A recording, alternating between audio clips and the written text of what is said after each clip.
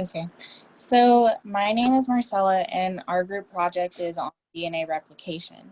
DNA replication is a four-step process in which DNA makes a copy of itself during cell division.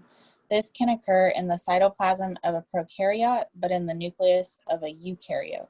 Its main components that make up the DNA double helix structure are phosphates, deoxyribose sugars, and the complementary bases. C for cytosine, G for guanine, A for adenine, and T for thymine. You will know DNA replication when you see these bases being held by hydrogen bonds but end up unwinding by helicases into two strands to make duplicates. Hi guys, I am Natalie and I'll be talking about the replication fork formation. So before DNA can be replicated, the double-stranded molecules have to be unzipped into two single strands. So the two templates or parent strands have to be relaxed by the enzymes DNA gyrase and topoisomerase to prevent the supercoiling of it. And then the enzyme helicase unwinds the two strands of DNA by breaking the hydrogen bonds between the nucleotides. And this is going to create the replication fork where the strands are separated and ready for semi-conservative replication to take place. Hi, my name is Taylor, and I'll be going over step 3, primer binding. The primer binding of DNA occurs in a certain region of the nucleotide sequence. The RNA and DNA single-stranded primers bind together so they can start the replication process. The enzyme primase is responsible for creating a primer, which is a sequence of RNA and the DNA polymers.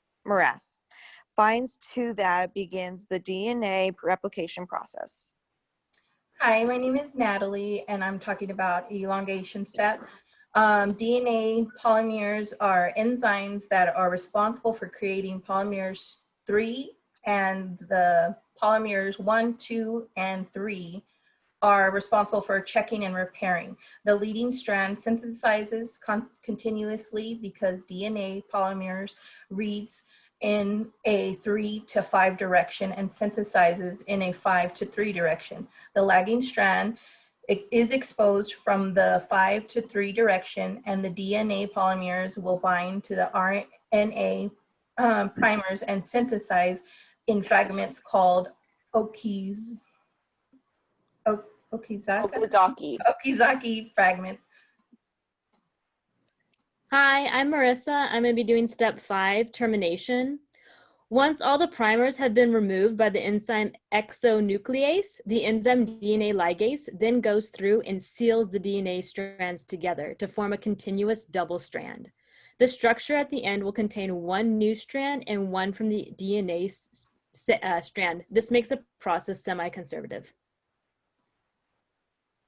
I think we're good. Did you end recording?